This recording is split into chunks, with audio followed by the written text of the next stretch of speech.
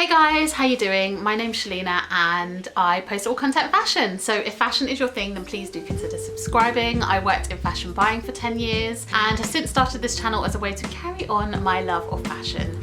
So in today's video, I want to talk to you about 9 things, maybe even 10 things that I no longer buy. So let's just jump straight into it. Number 1 is heels. I am done with heels. I won't lie, I have maybe 1 or 2 strappy sandals just for those maybe occasions when I have to go to something a bit more dressy, like a wedding or something like that. But I do not buy heels anymore. And if I do, I keep them to kitten heels because I know some people don't love the whole kitten heel thing, but for me, I feel like they look quite chic. I used to wear heels back in the day when I was a bit younger, you know, but nowadays my feet just can't handle it. I don't think I've even tried to wear heels in a very, very long time. I'm definitely a more casual dresser. I'm a real flats girl. I like to wear trainers or flat boots. I like chunky boots, but I just don't see the point in putting my feet through the pain of wearing heels. So heels is definitely off my list. I don't think I'll be buying any, and even if I do, I don't think they're something that I would invest money into. I've got some little kitten heel sandals just from H&M, really cheap, do the job. I mean, I'm not going to wear them that much, so I don't really need to spend the money on them, but yeah, heels is a goner. So the next thing I no longer spend money on is expensive skincare, and I think this is going to be different for everyone, but for me, I have figured out which products work for me that don't cost the earth. I did used to use things like Dermalogica, which I know aren't the high end of skincare, but it's definitely up there, and as much as I loved it, I found I think it's a Garnier one that I use now that does the exact same job for me. I think for me it was finding the ingredients that worked best with my skin, and for me it's aloe vera because I have a really oily T-zone. The aloe vera just really calms that down, and I no longer have like massively oily skin like I did before. I think obviously as well your skin changes over time, so you might need to adapt to that.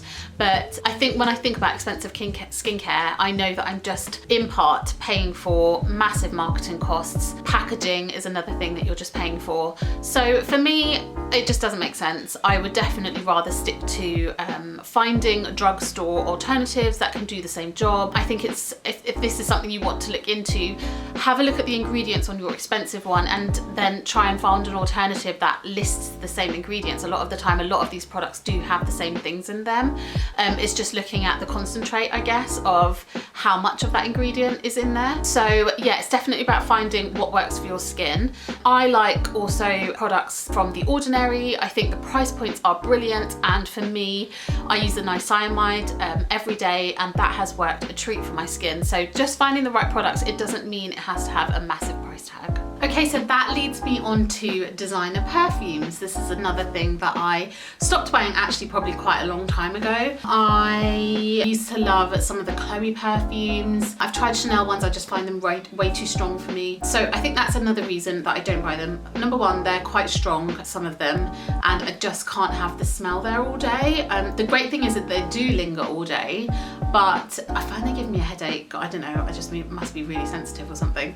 But yeah, that's one of them. Again, like expensive skincare, a lot of the time you're paying for the marketing and the packaging, which there's nothing wrong with that. It's just, for me, at this point in time where I want to save a bit of money, it's definitely something I feel like I don't really need to buy that particular product if there's a cheaper alternative, which is, in my opinion, just as nice. So I have been buying ones from Zara. Did have to stand there for a long time smelling all of them, but some of them were really nice. Also, And Other Stories had some lovely ones. I picked up one from And Other Stories. So for me, I just feel like there are alternatives, so I don't need to buy the big brand names. Okay, so the next things that I no longer buy are summer clothes. And that's not to say I don't buy summer clothes, because I do. I think this is more of a one I spend a lot less on. So I live in the UK, our climate is cold a lot of the time and rainy. Don't get me wrong, we have summers, they're not particularly long, but we do have those warmer spells.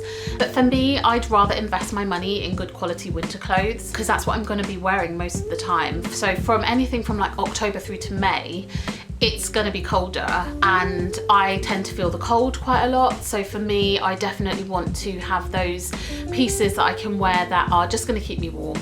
I tend to go for linens in the summer. I have kind of a uniform in summer. I wear denim shorts, linen shirts, that's kind of my thing, or dresses. It's probably the only time I do wear dresses. I don't really tend to wear like dresses in the winter. But linen, again, it washes and dries so quickly, so I don't feel like I need to have a load of linen shirts. I can just wash it in the evening and it's dry by the morning. So yeah, summer clothes is definitely one I'm spending a lot less on going forward. So the next thing I no longer buy is going out clothes. I know this is not going to be for everyone, but I'm obviously just talking about things in my lifestyle right now, but going out clothes is just something I just don't feel I need to be buying. I tend to take my day wear and dress that up. So if I'm going out for a dinner or drinks with the girls, I will typically put on jeans and then kitten heels or something that I already own, and I'll just put on like a camisole, maybe a satin camisole, and then a blazer, and I'm put on a red lip, and that's me, I'm done. So going out clothes is just not something. So those kind of one-off dresses that I used to wear when I was a bit younger, I've still even got some of them that I probably need to let go of. But yeah, it doesn't get the wear in my wardrobe, and I just don't see the point in me spending any money on stuff like that anymore. I think if I do have an event that comes up where I may need something a bit more special, I'll look at renting something, or I'll probably just borrow something off someone that I know and know that I can give it back, and I don't need to have something sitting in my wardrobe that I'm never going to wear. The next thing is costume jewelry. I love some of the pieces that I see when I go into like And Other Stories. I think they do lovely jewelry, but for me, I need to stop with the costume jewelry. It's always something that gets tarnished, and then the minute it starts to look tarnished, I don't want to wear it anymore. So I definitely made a bit of a pledge to stop buying costume jewelry, even things that are like, for example, from somewhere like ASOS and they're gold plated.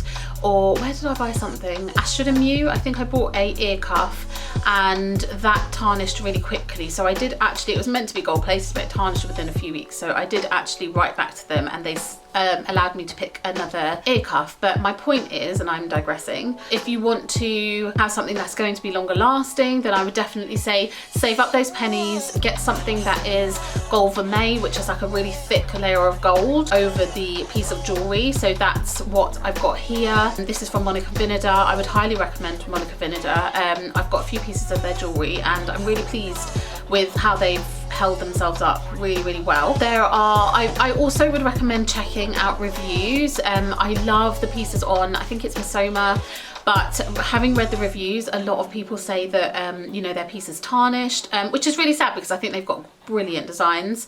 But yeah, costume jewelry for me is going to be a no going forward.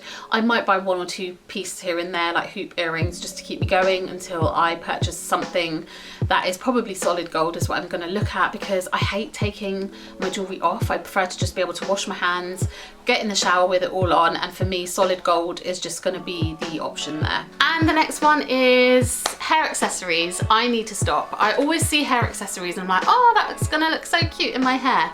Number one, my hair is so fine, it doesn't really hold hair accessories that well. These are some of the ones that I had bought previously, so like headbands, and then I've got hair ties as well. I mean, I bought these a while ago, so to be fair, it probably just isn't my style anymore, but I do feel like I look like a little kid when I put these in my hair, so I just think these are just not for me. And then hairbands give me the biggest headache. I think my head is actually quite big, so that's probably why they give me a headache.